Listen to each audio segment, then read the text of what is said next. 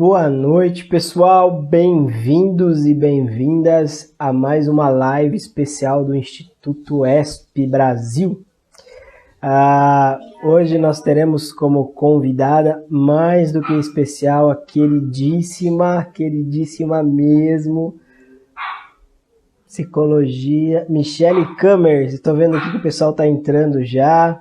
Bem-vindos, bem-vinda Amanda, Bruno, Câmara, Isabel, Vanessa, Jéssica, Azevedo, tem bastante gente entrando aqui. Sejam todos muito bem-vindos, agora é oficial. Oi, Ana Lúcia, bem-vinda, querida. Nádia, Gabriel, Alexandra, Pedro Henrique. Legal. Pessoal, vão escrevendo aí da onde vocês são. Karina Stagliano, querida Karina.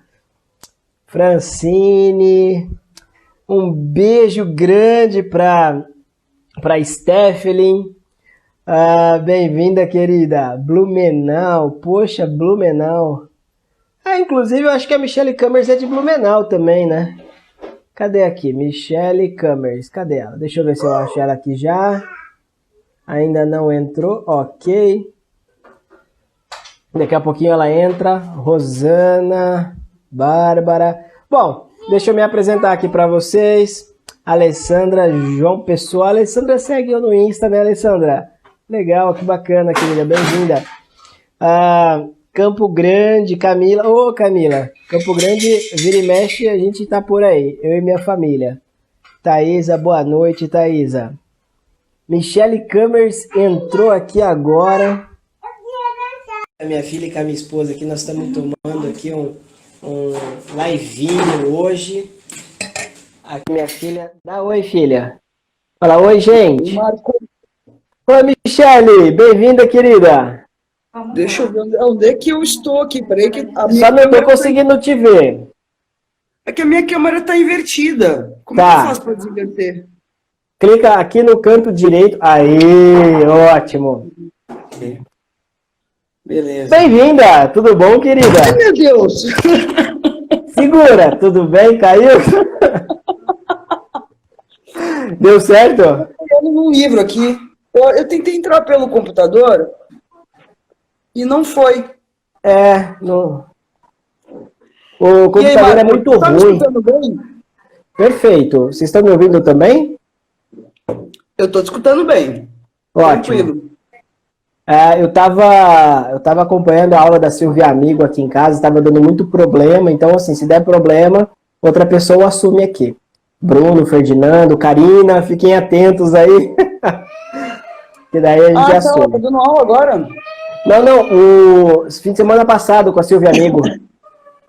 Agora a tua filha tá junto, Marco? A minha filha tá chorando ali. Ela quer vir aqui, ficar aqui comigo e tal. Tadinha. O meu filho tá na sala também, jogando Xbox. Ai, que maravilha. Eu não vejo a hora da minha filha crescer pra eu comprar um Xbox, falar pra minha mulher, o Xbox é pra minha filha. Eu tô no cantinho do guerreiro aqui. Eu tô na área masculina da casa. É 1 metro quadrado por 1 metro quadrado aqui. Dá 2 azulejos. Então eu posso fazer o que eu quiser. Vamos lá, Michele, bem-vinda, muito obrigado por aceitar o convite, né? Convite, assim, maravilhoso, que tive a oportunidade de conhecer você e o teu trabalho, a partir da Karina Stagliano, que é a coordenadora do curso de pós-graduação em psicanálise da criança e adolescente, né? Não conhecia, de fato, o teu trabalho, e nem você, né? Conhecia, assim, alguns textos, algumas coisas, mas fiquei encantado. Falei, gente do céu, vou roubar essa mulher pra mim. E agora... já me convidou, né, Marco? Já me convidou. Agora, quero deixar claro para todo mundo que faz o nosso curso de fundamentos em teoria psicanalítica, teoria clínica psicanalítica, que a Michele Kamers vai assumir algumas aulas que eram minhas. Passei de bandeja, assim, depois eu faço oficialmente a entrega, né, do canudo. Das chaves da disciplina. Que é a disciplina de introdução à psicopatologia, né? Que é uma disciplina que eu ministro na pós-graduação. Esse ano, inclusive, fui eu. mas a partir do ano que vem, Michele Kammers também na turma de fundamentos, e claro, né, na turma de psicanálise com crianças e adolescentes, né, que essa aí é a menina dos olhos de ouro, graças a Karine Stagliano, que está aqui acompanhando a gente também. Vamos lá. Querida, tratamento e cura em psicanálise. Vamos conversar. Como a gente pode pensar a psicanálise enquanto, primeiro, um tratamento, né? E depois, enquanto uma modalidade de cura. O que você pensa disso? São ouvidos agora.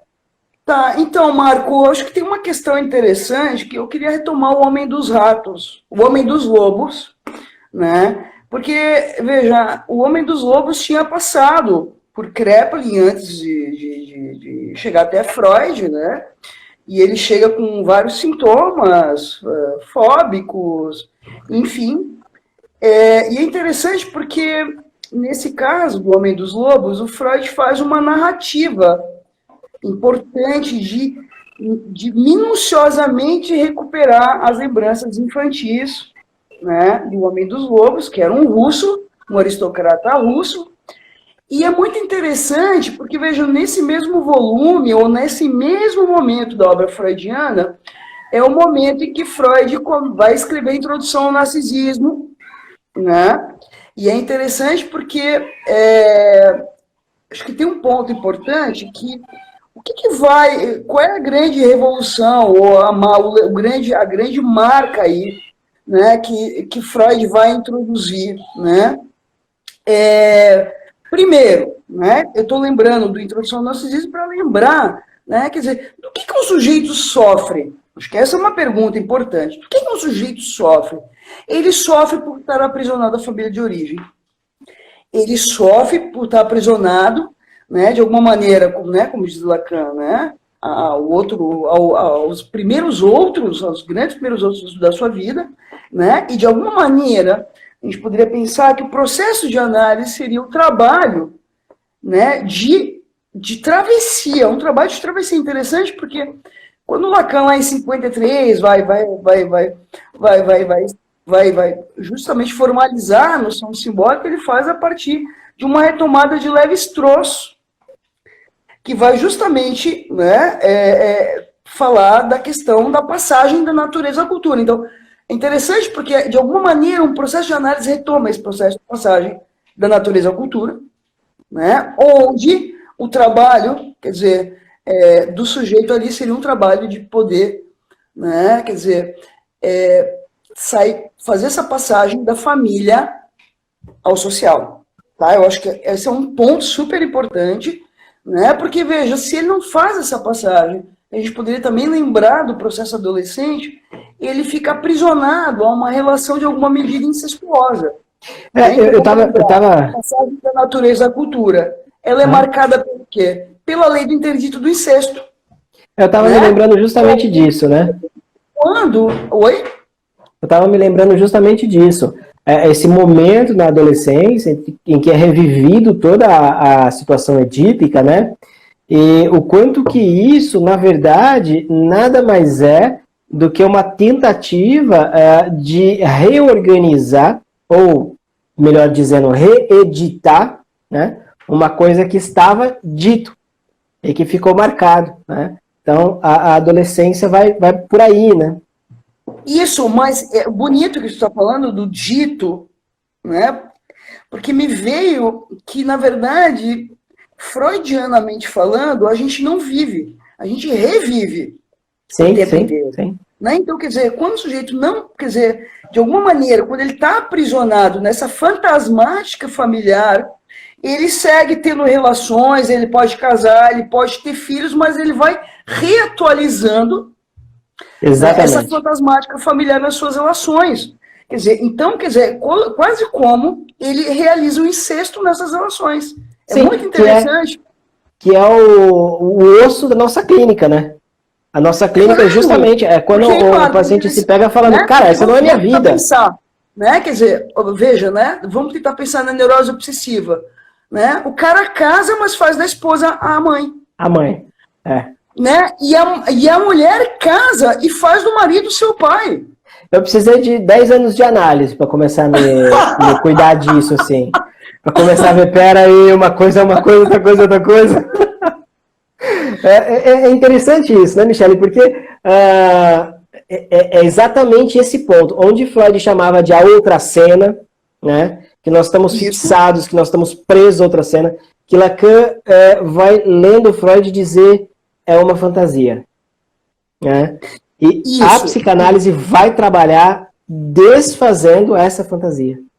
Isso, mas é muito lindo, porque vamos retomar o estudo sobre a histeria e lembrar um pouco a indagação freudiana, que justamente é o grande pilar da psicanálise, né? Porque, veja, a psicanálise nasce com a histeria. É uma histeria que era tratada pela psiquiatria, né, como farsa. Vamos tentar lembrar aí, né, enfim, os contemporâneos de Freud diziam que as histéricas mentem, as histéricas fazem teatro. Por quê? Porque não tinha, quer dizer, né, uma lesão orgânica. Mas é muito curioso, né, porque hoje essa lógica ela segue, né? O sujeito vai procurar um psicólogo em depressão, ele segue, quer dizer, quase como ele quer encontrar um estatuto biológico para o seu sofrimento. E a psicanálise vai subverter isso de uma maneira radical e de uma maneira muito corajosa. Tem uma... Mas só um adendo, assim, muito corajosa, por quê? Porque Freud tinha a ousadia de escutar essas que eram chamadas de mentirosas. Essas que, quer dizer, né, que eram acusadas de fazer um certo teatro. Que é o que a gente escuta hoje, né, da velha história do piti. Tá dando um piti, como se fosse uma farsa, como se ali não tivesse um sofrimento. Né? E aí é interessante porque quando ele começa a escutar, então tu imagina o horror. E para quem está assistindo, eu queria trazer para vocês a dimensão disso. O horror de Freud, o horror que deve ter sido para Freud, porque eu imagino que Freud, né, também tinha recalque como nós, quando ele começa a escutar a fantasia histérica de ser seduzida pelo adulto. E é muito curioso porque, né, Freud primeiro ele vai começar assim, a escutar, né, e vamos lembrar do caso Anaó, né, o pai, não sei o que, um hospital, né, então, nessa fantasia de sedução da menina pelo pai, né, lembro a vocês, quem está assistindo, quem é inconsciente, uma vez eu dei uma entrevista em Blumenau, quase apanhei na rua depois disso, né, porque, as meninas querem dar para o pai. Não se trata disso, a gente está falando de uma questão muito estrutural e estruturante na psicanálise, da dimensão inconsciente. Mas é interessante que no momento Freud eles pergunta assim, mas não é possível. Porque no primeiro momento ele achava que os pais abusavam das meninas. E ele se dá conta, quando ele se dá conta da quantidade de meninas, que ele chega na menina através da mulher. Da mulher estéril que está sofrendo. E interessante o meu lápis, né? Quando ele escuta essas meninas, então não eram mulheres. Sim. Ele começa a pensar, mas não é possível que tantas meninas tenham sido abusadas pelo pai. E ele se dá conta que o que produz a neurose é a fantasia de sedução dela. De ter sido seduzida, a fantasia de ser seduzida pelo pai. Né? E aí está o miolo, quer dizer, o osso, né, da fantasia, né, na histeria. Né? Desculpa, Marco, pode seguir. Eu esqueci o que eu ia falar, tá maravilhoso aqui escutar você. Mas é interessante porque, quer dizer, quando ele começa a escutar, então, né, as histéricas, né, é interessante porque ele começa, então, ali a formular essa dimensão da fantasia, né, claro que junto à formulação do próprio conceito de inconsciente, né, e é interessantíssimo porque me vem agora o texto Romance Familiar, em que Freud vai justamente falar, quer dizer, né, e no Introdução ao Narcisismo também, né, quer dizer, qual é a fantasia na neurose? Qual é a fantasia na neurose? Qual é o grande osso da neurose, né? Quer dizer, justamente como se o sujeito passa aí, quer dizer, ao não fazer um luto da família de origem, ao não fazer o luto da criança que ele foi, ao não fazer um luto do pai que não teve, ao não fazer um luto da mãe que não foi possível, ou seja, a não fazer um luto dessa família ideal, o sujeito ele passa a vida inteira perseguindo essa família impossível. Isso, eu acho bacana colocar, eu lembrei agora, né? O Daniel Omar Pérez, ele sempre está com a gente aqui também, né? Na pós, é convidado da nossa pós, e também do Instituto Lalang aqui, e ele fala muito disso, que eram, a princípio, duas determinações, né? Duas causalidades. A primeira era orgânica e a segunda era moral, né? Então, o quanto que os pacientes ainda são vistos com problemas morais, fingimento, olha, você está falseando, olha, você está mentindo, olha, é piti. Eu trabalhei em hospital já, e eu tive o desprazer de ouvir um médico, né, infelizmente um péssimo da categoria, a dizer exatamente isso no pronto-socorro. A piti eu deixo por último. Assim, na hora eu desejei assim, espero que a tua mãe ou a tua mulher passe por esse piti, para você ver como isso é mais mortífero, né, do que um problema cardíaco. Que o problema cardíaco você mexe ali e resolve pronto. A neurose, cara, tu vive uma vida inteira morto, até que vai na análise e se dá conta que, porra, não é minha vida que eu tô vivendo.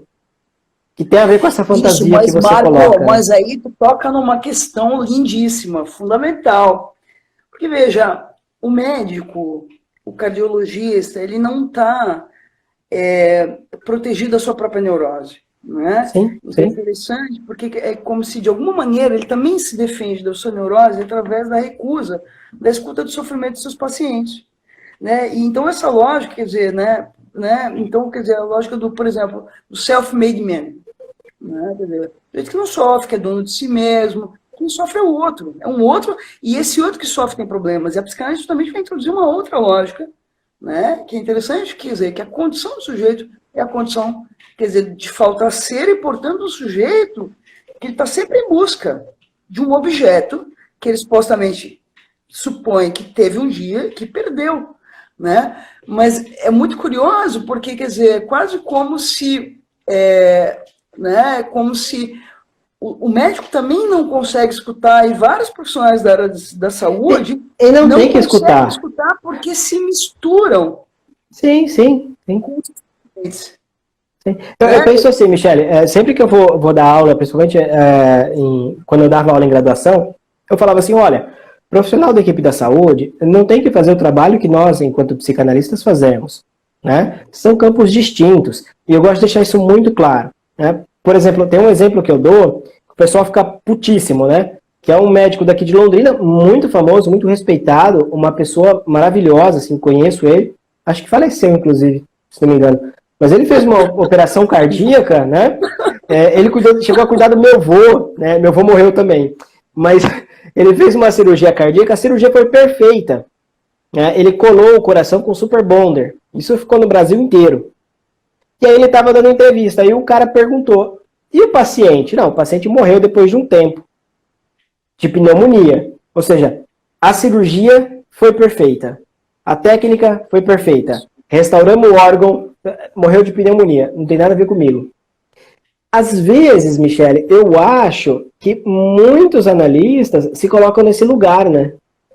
De tipo assim, aconteceu lá fora, não tem nada a ver comigo. Quando, e é esse ponto que eu queria conversar contigo, quando para Freud, quando Freud chama de neurose de transferência, e para Lacan, quando Lacan diz assim, que o analista faz semblante do objeto, a gente tem que começar a entender que o analista faz parte do sintoma. Né? Ou seja, que no próprio trabalho da análise, no processo de cura, o analista, não enquanto pessoa do analista, né, mas que também o Lacan vai dizer que a gente paga por isso, né, mas que o analista também entra aí na cena como responsável pelo ato, pelo trabalho, né, pela direção de cura, direção de tratamento, como queiram. Marco, acho que tem vários pontos aí. Primeiro, na própria história da psicanálise, bom, preciso lembrar, né, a diferença de estilos. Eu gosto muito da posição da Roudinesco quando, né, fala dos lacanianos idólatras. Deves lembrar dessa passagem, né, em que ela vai dizer assim, né, que os herdeiros de Freud conseguiram, de alguma maneira, fazer um luto do pai e reinventar a teoria. Enquanto os herdeiros de Lacan ficaram aprisionados a um pai todo-poderoso. É curiosíssimo, porque quando Lacan ele formula o conceito de ato, ele justamente formula o conceito de ato para tentar romper com essa lógica incestuosa dentro das próprias instituições psicanalíticas, de um pai que era mantido, né, quase como o pai da horda, né, quer dizer, que não dava nenhum acesso, né, à vida civilizada aos filhos. Né? Quer dizer, né, literalmente uma horda. E o que a gente percebe? Que, de alguma maneira, né, quer dizer, algumas instituições seguem funcionando dessa maneira. Obviamente que eu não vou entrar na questão histórica da psicanálise, muito menos nas dissidências, né, mas a gente também poderia pensar que essa lambança da neurose, essa lógica incestuosa da neurose, ela também se reatualiza nas instituições psicanalíticas que não estão imunes, né, dos efeitos da neurose dos seus próprios analistas. Né? Eu acho que esse é o primeiro ponto. Segundo, a gente que está no... Né, vamos brincar assim, a gente está na vida há um tempo, né? A gente tem cara de jovem, mas já estamos na vida há algum tempo, né, Marco?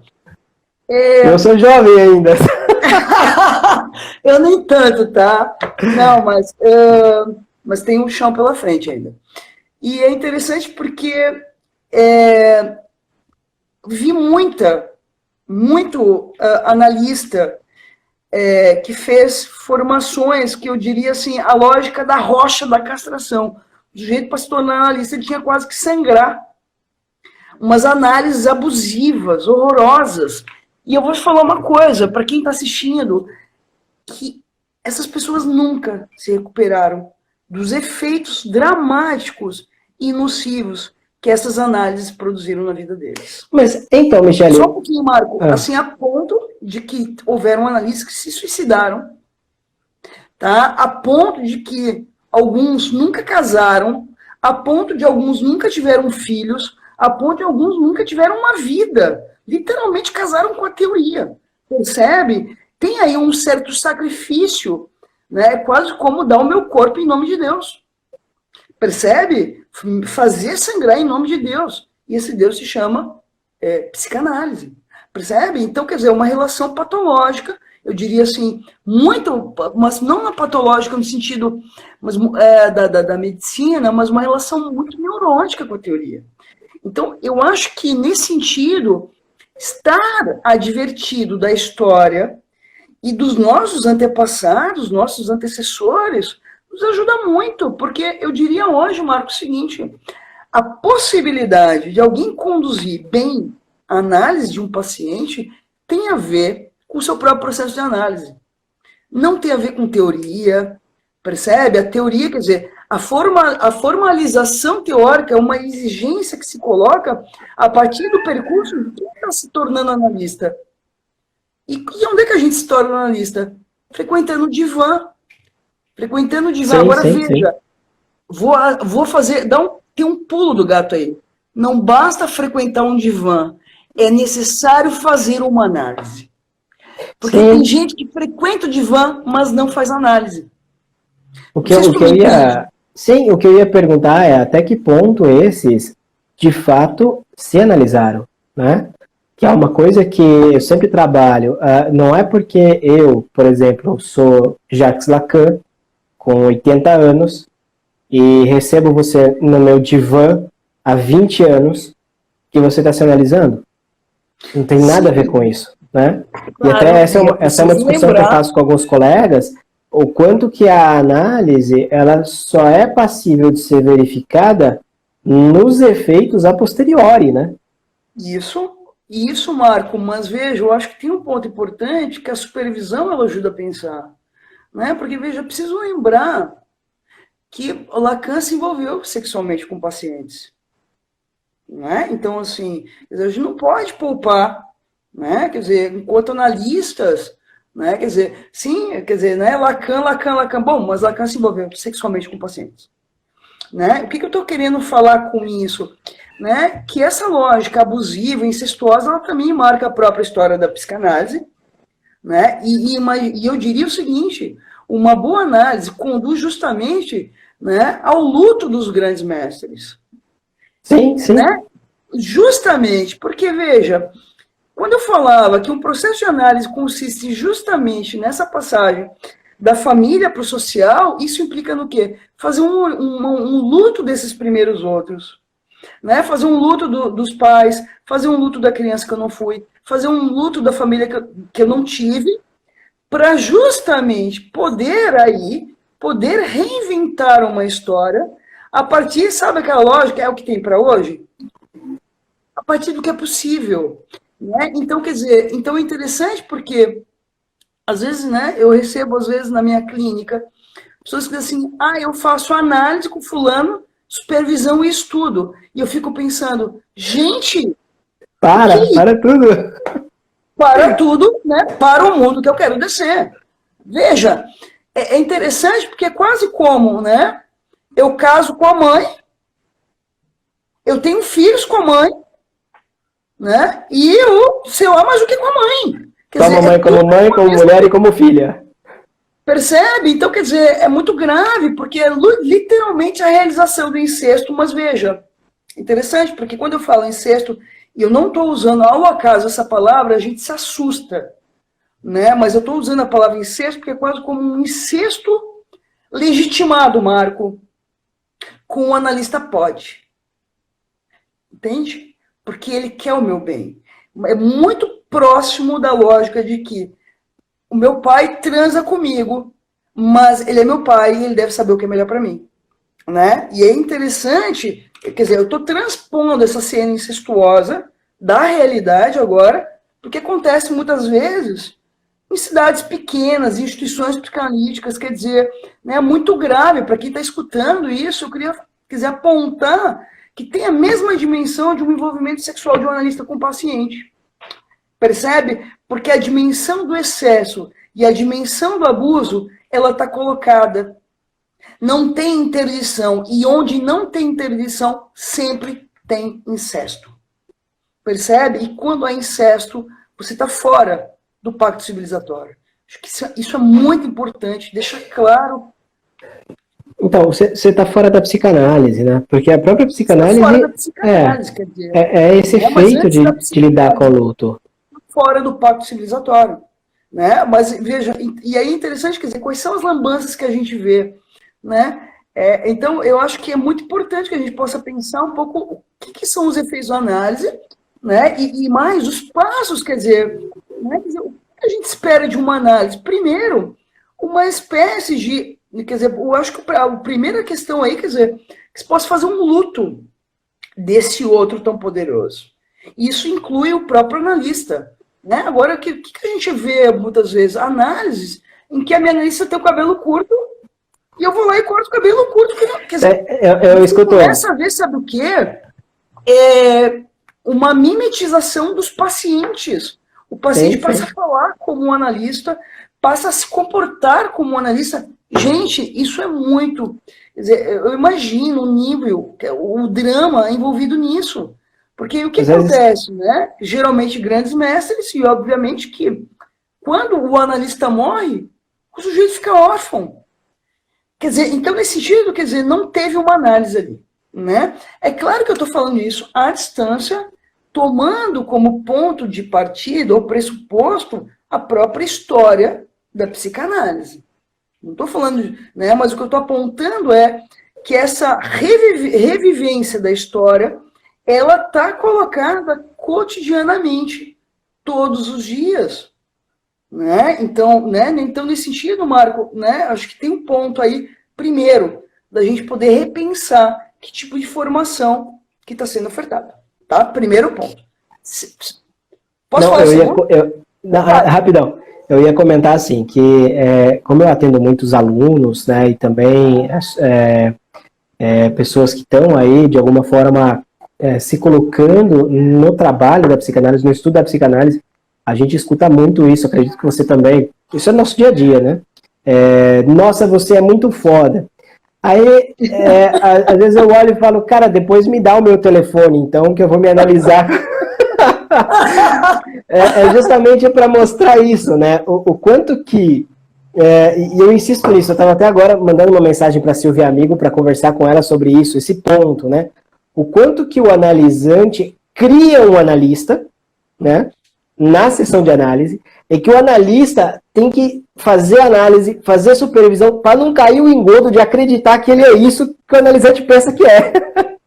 E aí dá muita merda, dá muito problema. Marco, porque ele cai quando ele está capturado pela busca de reconhecimento. E aí ele quer ser amado, né? Sim. Eu acho que tem uma outra dimensão importante, né? Veja, eu acho que também tem uma questão importantíssima aí, Marco, né? Os efeitos de uma análise, eles precisam se converter, eles precisam ser vistos na vida de um analista. O que eu quero dizer com isso? Quer dizer, né? Eu gosto muito da expressão do Caligares, quando diz assim, não ser feliz, ter uma vida interessante. Percebe? Então, quer dizer, se alguém, quer dizer, né, acho que tem essa dimensão, quer dizer, porque a pergunta que eu estou colocando, o julgamento que eu estou fazendo, quer dizer, se o próprio analista, enquanto analisante, não se beneficiou dos efeitos de uma análise, que análise ele vai conduzir? Primeiro ponto, tá? Então, acho que, quer dizer, obviamente que os reflexos das análises, tá? Ou da análise, né? Eu digo das análises que eu já estou na quarta. Na segunda. Na segunda. Né? E, bom, espero seguir, né? Porque, bom, eu adoro fazer análise. Acho que se analisar quando a gente gosta é algo muito legal, né? Mas eu diria o seguinte, quer dizer, os efeitos da análise do analista, eles estão diretamente envolvidos ao modo como ele conduz uma análise. Posso contar um caso rapidinho? Pode, claro. É o caso da Radmila Ziguri, que está no livro As Belas Lições. Tu já deve ter lido, Marco, imagino. E o caso se chama A Senhora do Cachorro. Não, a Senhora do Cachorro não. Acho que é Freud na Latrina, o nome do caso. Tá? E é um caso, e é interessante porque eu lembrei disso quando eu estava pensando nos efeitos de alguém que faz uma formação, mas não tem uma análise. Que escuta pela teoria, ou seja, não escuta o paciente. Ele escuta a teoria e tenta, de alguma maneira, encaixar o paciente na teoria escutada. Interessante, porque a paciente começa a se dar conta, isso a Radmila, que é uma analista que atende em Paris atualmente, eu tive o prazer, enfim, ter contatos com ela pela internet, não pessoalmente em Paris, e é interessantíssimo porque a paciente começa a se dar conta pelas interpretações, e a gente escuta horrores em supervisão, né, muitas vezes, né, a vagina dentada, coisas desse tipo, sabe, de um nível de selvageria horroroso, né, e nesse caso a paciente começa a se dar conta, aí tu imagina, Marco, a coragem da Radmila, escreveu um livro, uma das belas lições, são as belas lições que os pacientes me deram, né, e aí o caso é o seguinte, a paciente começa a dar conta que ela não escutava e ela diz assim, empresta um livro de Freud para mim. E a Radmila empresta o livro. E a paciente vai no banheiro, esquece o livro some. E aí, quando a paciente volta à sessão, ela diz, puxa, perdi o livro do Freud na latrina. Ou seja, né, como é que a Radmila vai tomar o caso? Ei, joga aqui no universo sanitário, dá descarga, explica a mim como sujeito. Percebe, Marco? Essa é uma outra dimensão, né? Quer dizer, né, de uma formação, que esse é o problema, que eu acho que a gente que coordena a pós-graduação, Marco, deve se colocar e se interrogar de uma maneira muito séria. Né? Porque, veja, aqui em Blumenau eu coordeno 3. Tua filha está aí? Não, eu tô querendo pedir vinho para minha esposa aqui. Acabou. 3 de pós-graduação. Sim, muitas vêm procurar um deles, que é o de psicanálise, né? Quer dizer, tem esse desejo de querer ser um analista, de se aproximar né, da formação. Claro que um curso de pós-graduação em psicanálise, ele oferece aí uma inicial da apresentação da psicanálise, né? Mas veja, a preocupação que eu tenho como coordenação de um curso como esse, e tem um de psicopatologia infância e adolescência, o outro é psicologia hospitalar e da saúde, né? Que é o seguinte, quer dizer, né, que a gente possa transmitir, né, aos interessados, aos inscritos no curso, né, que um analista só se faz um divã, né? E é interessante, eu lembro de um outro caso. Eu não vou te deixar falar de novo, né, Marco? Não, daqui a pouco eu paro aqui, começo sozinho, fica tranquilo. Tá, eu conto o último caso. É um caso do Jung, que está num livro do Marcelo Ferraz, de São Paulo, em que chega um médico, Jung, e diz assim, escuta, eu queria ser analista. Aí Jung diz, bom, mas para você ser analista, na época que o Jung não tinha rompido com o Freud ainda, tá? Aí ele diz assim, mas para você ser analista, você tem que se analisar. Ele diz assim, mas eu não tenho uma questão de análise. Olha que bonito. Que é um pouco que a gente vê estudante de psicologia. Eu não tenho uma questão. E ele diz assim,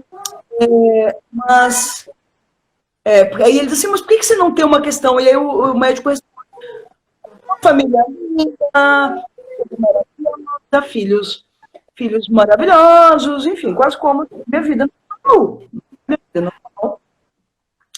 E o cara, chegou o teu vinho, não? Oi? Não. É que o som aqui tá cortando, mas é o meu. Pode falar. Tá. E aí o Flávio Ferraz, justamente esse livro é sobre normopatia, então vai discutir que, quer dizer, o paciente sofre de uma normalidade patológica, veja, né? Mas olha que lindo a resposta do Jung, é interessantíssimo, porque a gente vai voltar depois no caso do Homem dos Lobos, que é um caso, que é um enigma para a psicanálise, em que aí o Jung diz assim, tá, mas você sonha? E ele diz assim, não, eu não sonho. Aí o Jung diz assim, então a partir de agora você vai começar a sonhar. E o cara começa a sonhar. Vem, deita no divã, e aqui é marcar uma diferença entre Freud e Lacan, porque Freud colocava seus pacientes no divã no momento que entravam dentro do consultório, enquanto Lacan não. Porque é a partir disso que ele vai introduzir a questão do tempo lógico e do autoanalítico. Quer dizer, que a ida para o divã tem um estado de ato na psicanálise lacaniana. E ele começa a sonhar. E o que o Jung vai formalizar a partir disso? Que essa normalidade encobria uma psicose. Psicose? Uma psicose importante. Que era um caso, porque ele faz um sonho importante. Quer dizer, que essa armadura toda... Porque, então, é interessante, porque por que eu falei que não vai cair de novo no Homem dos Lobos? Porque no primeiro momento que ele faz análise com Freud, ele não tem delírios e ele não tem alucinações no Homem dos Lobos. Mas o momento que ele... Porque aí Freud dá uma data para o término da análise dele. Tu deves lembrar disso, Marco. Ele volta para a Rússia, tem a Revolução de 1917. E quando ele volta a procurar Freud encaminha para uma discípula. E ela vai dizer, é um caso de paranoia. É um caso de paranoia. Então, vamos tentar pensar, quer dizer, o arranjo inicial, né, a gente poderia, inclusive, dizer, está acontecendo uma revolução aí, Marco. Eu vou fechar aqui É que eu tô em casa, gente. Essas lives eu gosto de, quando eu faço, e acho que boa parte de vocês já conhecem o meu trabalho, eu sempre tomo um vinho e venho aqui para casa. Porque eu não aguento ficar no consultório muito tempo, eu atendo das 8, às vezes até às 8, e aí eu quero ficar em casa, com essa barulheira com a minha família aqui, com a minha mulher, adoro. A gata, a cachorra. Pronto, vamos lá. Mas, Marco, então veja, um caso interessante, porque no primeiro momento, veja um caso que segue sendo um enigma, o Homem dos Lobos. Eu estive no Museu de Freud em Londres, e é incrível assim, o quanto o Homem dos Lobos está presente no controle de Freud. Está presente na história de Freud, e veja um enigma. Né? E aí, quer dizer, vai dar justamente, quer dizer, elementos para pensar as estruturas limites. Que são estruturas muito difíceis, porque, veja, né? São arranjos que parecem uma neurose, mas na verdade não são uma neurose. E o próprio Freud trabalha com isso quando ele vai falar lá, se eu não me engano, nos artigos técnicos, né? Ele aponta, submeto os meus pacientes a uma terapia de teste, que depois Lacan vai retomar e falar, vamos fazer entrevistas preliminares, para saber muito bem do que se trata, né? Eu só queria fazer um comentário aqui, com relação à formação, né? Claro que uma pós-graduação não é uma formação em psicanálise, longe de ser, mas trabalha com a questão da teoria, isso, né? Sim, mas trabalha com a formação na parte teórica. Agora, o analista, tu que vai escolher a supervisão, analista de controle, você que vai escolher a escola que você vai participar, inclusive não precisa ser necessariamente do mesmo grupo da pós.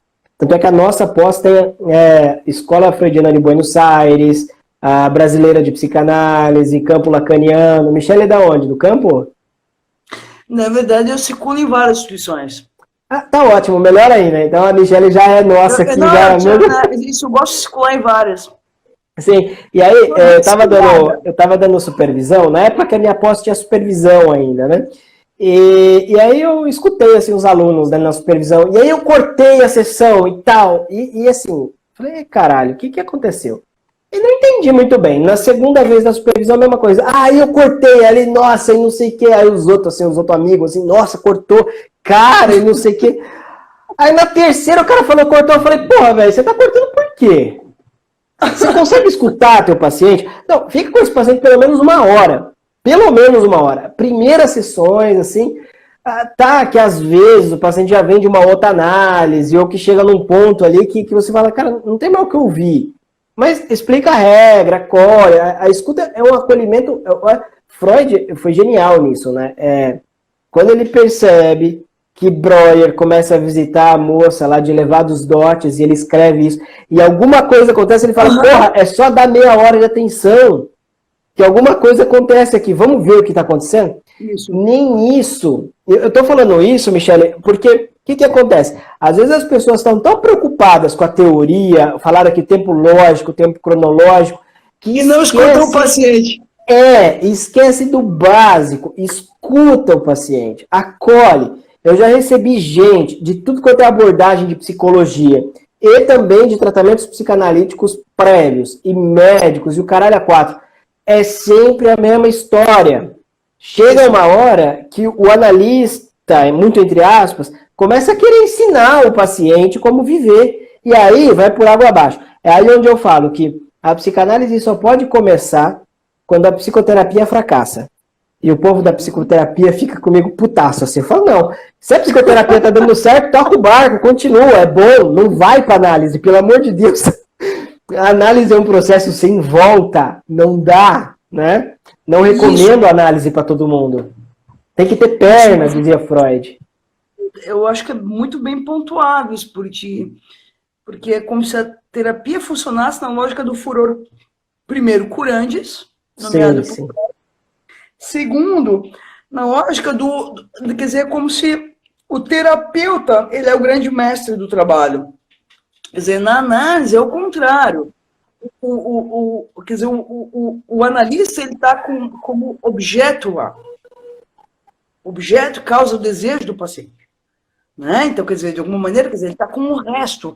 Aí que eu estou lembrando aqui nos discursos de Lacan, não vou entrar nisso agora, mas eu acho que tem um ponto importante, né, desse disco, quer dizer, eu acho que tu coloca uma pergunta, o que faz com que alguém queira buscar análise? Primeiro, quando começa a desconfiar da psicoterapia. Percebe? Quando começa a dizer assim, pá, mas tá parecendo papo de comadre, entendeu? Só vou falar um negócio aqui. Eu fiz uma pesquisa e joguei lá. Quem de vocês, lá no meu Instagram, né? Quem de vocês abandonou a psicoterapia e fugiu para a psicanálise? Foi mais de 90%. Isso porque um colega, né, que é psicólogo, doutor tal, falou assim, Marco, isso que você fala, que a psicoterapia fracassa, que a psicanálise começa onde a psicoterapia é um desserviço para a psicologia enquanto ciência e profissão. Aí eu fiz essa enquete. Aí deu mais de 90 pessoas. Aí eu publiquei lá, ficou todo mundo quietinho. Mas é bem interessante ver isso, né, Michele? Que, no fundo, primeiro, eu não acho que psicanálise é para todo mundo e nem cura tudo. Tem um coleguinha nosso aí, psicólogo, que falou lá que eu uso qualquer abordagem do jeito que eu quero, da hora que eu penso, né? E que eu babava ovo em Lacan e Freud. Meu, não é por aí. Primeiro, eu acho que psicanálise não é para todo mundo. É preciso ter um sofrimento que não passa e que você não encontra a solução em nenhum dos outros meios, né? Então, mas veja, Marco, aqui eu acho que tem um... Veja, a gente tem mais 15 minutos, certo? Acho que É isso? sim. Tá, Marco, vai me lembrando o tempo que eu tenho coisas importantes a dizer, tá? Eu esqueço. Vamos lá. Primeiro, eu acho que tem uma questão importante. Veja, em que momento, quer dizer, que o sujeito começa a desconfiar da sua própria terapia? Da sua própria terapia, quando eu digo terapia, terapia de um modo geral. Inclusive aí da psiquiatra, tá? Qualquer tipo de terapêutica, né? Quer dizer, quando ele, de alguma maneira ele começa a se indagar, opa, alguma coisa aí não tá bem. Né? E é interessante porque no caso, por exemplo, das histéricas, que adoram fazer isso, elas botam os terapeutas e os terapeutos, brincando aí com o presidenta, né? Lá da época da Dilma, é interessante porque começa a botar em xeque, quer dizer, né? Quase como, tu não tá me curando, tu não tá fazendo. E o terapeuta ele vai entrando em angústia. Por quê? Porque ele acha que ele cura. Né? É interessante, porque, quer dizer, quando vai para a psicanálise, quer dizer, a gente inverte a pergunta, o que você acha que acontece com você? O Freud, ele escreve uma coisa belíssima, ele fala que o analista tem que se comportar como cirurgião na Idade Média. Fala assim, eu operei, Deus curou. Ou seja, eu te escuto, você vem, você me fala, eu pontuo, agora o que aconteceu, não tenho ideia. O Lacan formaliza depois o procedimento, né? Vai ser minha aula de amanhã. Oi, filha. Minha filha chegou aqui agora. Quer dar oi aqui? Ô, Marco, né? Então é interessantíssimo porque, né? Na psicanálise a lógica é contrária. E é muito interessante porque o que é o sintoma em psicanálise? Quer dizer, o paciente vem, ô, Marco, tu para essa revolução aí na tua casa, rapaz? Tu fecha a porta. Já fechamos aqui já. Ó. Vamos botar ordem nessa casa. Esse negócio aí de bagunçado não quero. Eu preciso falar pra minha mulher por ordem aqui. Marcão, e é interessantíssimo porque, né, quer dizer, do que sofre então, né, o sujeito? Primeiro, o que é o sintoma?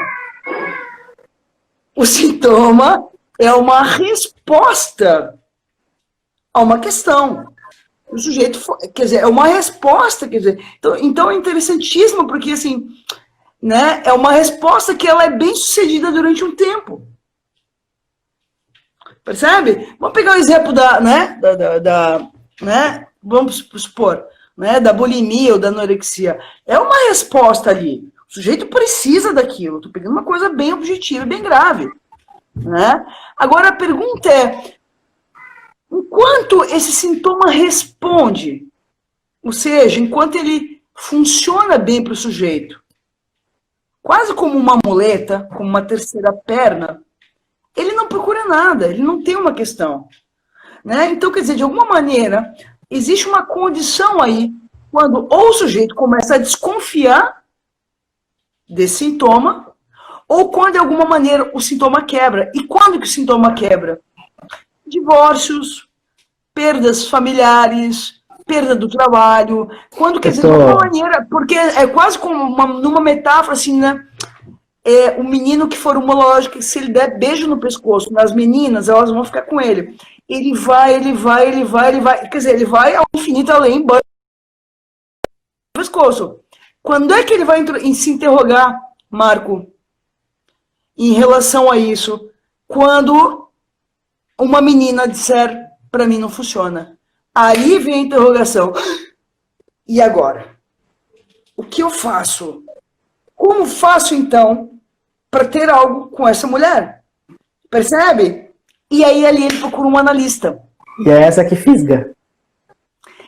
Essa que, né? Justamente, essa que fisga. Agora é interessantíssimo, porque quase como, então, existe aí no trabalho das entrevistas preliminares, quer dizer, justamente algo muito importante, que é justamente, quer dizer, poder transformar esse sintoma que funcionava como uma resposta, que o paciente também não se convence, ele diz assim, essa menina que é tolinha, que não funcionou bem, mas eu acho que vai seguir funcionando com as outras. Não sabe o que está perdendo. Que o sintoma vai seguir sendo bem-sucedido. É lindo isso, né? Porque nisso, os neuróticos são muito esperançosos. Sabe o velhinho que vai jogar na loteria toda semana? É a neurose.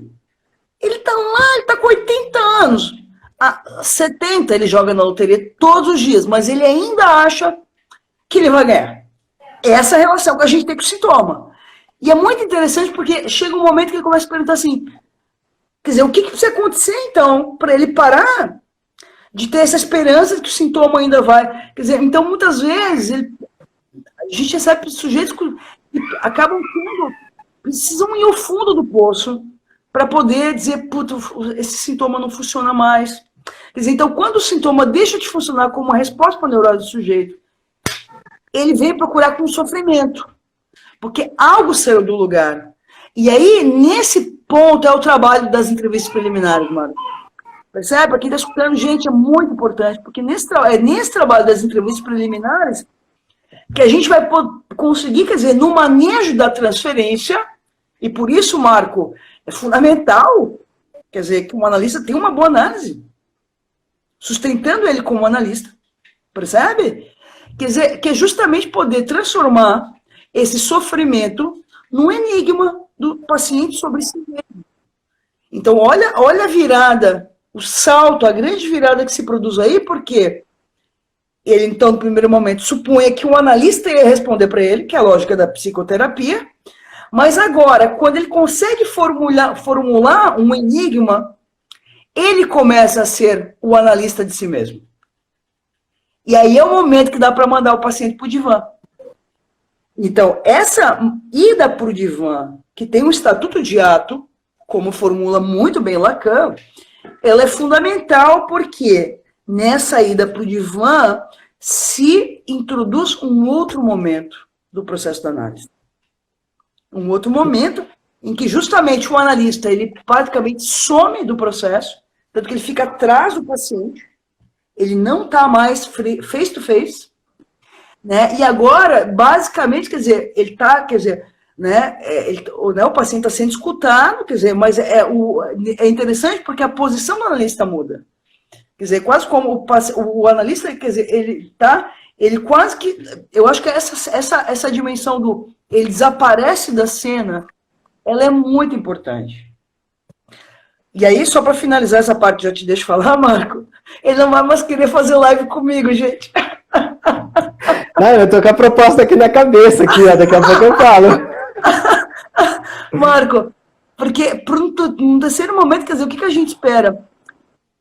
3 coisas. Primeiro, que o paciente possa fazer um luto da sua própria história. Luto necessário para justamente poder traçar novos horizontes, tá? E mais, reinventar a sua própria história.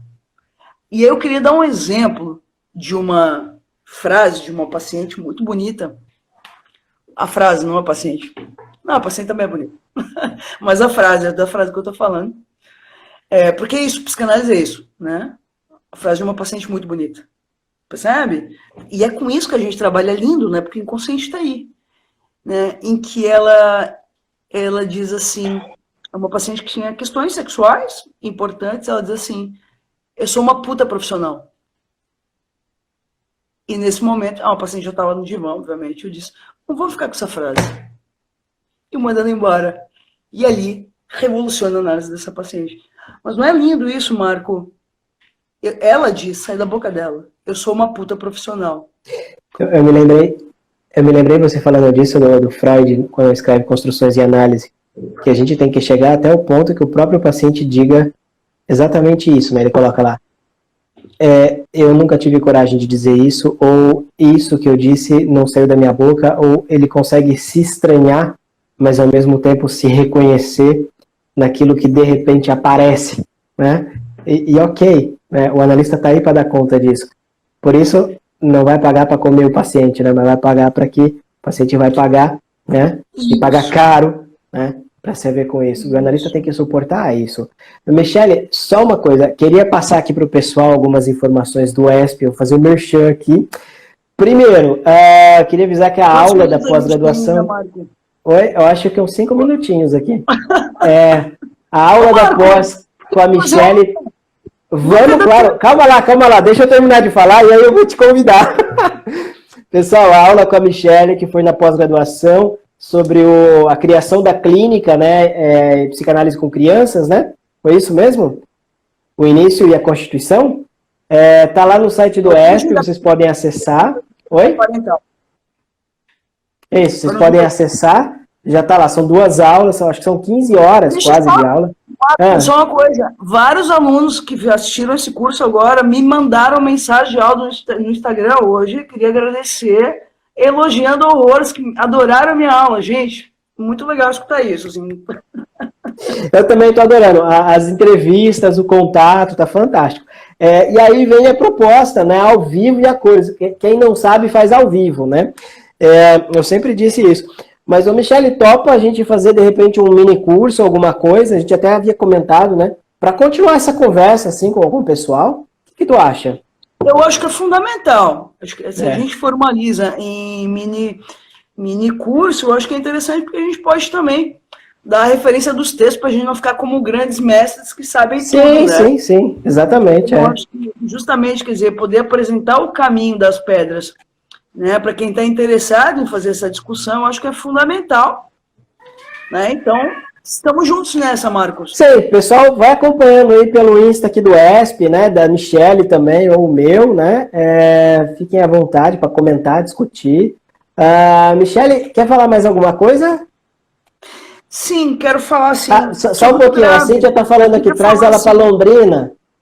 Cíntia, a Michele era para ter vindo para Londrina, não veio por causa do Covid, mas ano que vem está aqui com a gente, nas 2 pós. Na psicanálise com criança e adolescente, que a Karina coordena, e na de fundamentos também, né, dando introdução à psicopatologia. E uma terceira, que ele me chamou para coordenar. A terceira, que é sobre saúde mental, que a gente ainda está esquemando, mas ano que vem sai. Mas, Marco, só antes de encerrar, 2 minutos, pode ser? Sim, eu queria falar algo muito importante. Da gravidade dos efeitos desse ultrapassamento dos limites nas relações terapêuticas, né? E já escutou médicos que transaram com pacientes, né? Em qualquer relação profissional, quando o profissional ultrapassa um certo limite, isso sempre é um abuso. Eu queria marcar isso, é importante. Não importa se é um advogado, se é um médico, se é um contador, né? Quer dizer, quando de alguma maneira você ultrapassa essa dimensão, porque quem procura um profissional, não importa qual seja a área, procura porque supõe que ele tem um saber sobre aquilo. Um saber que pode ajudar o sujeito. Agora, quando o profissional ultrapassa essa dimensão e se envolve pessoalmente com esse sujeito que busca, de alguma maneira, uma ajuda, você ali tem a dimensão, justamente, quer dizer, a dimensão do pai da ordem assinada por Freud, que é o sujeito que se acha no direito e no poder de cometer todos os usos e abusos. Né? E eu diria mais, por isso a importância da gente seguir trabalhando formação, a gente seguir falando da importância da análise e seguir falando da importância da supervisão, porque é só dessa maneira que a gente, de alguma maneira, vai conseguir, quer dizer, manter, de alguma maneira, um certo horizonte ético no nosso trabalho.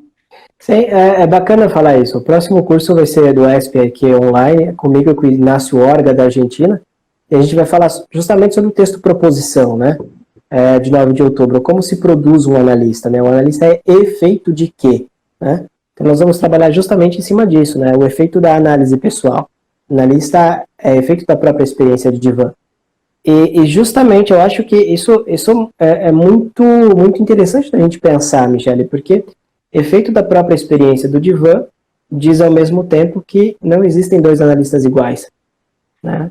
Se um analista está imitando o outro, alguma coisa não se produziu aí.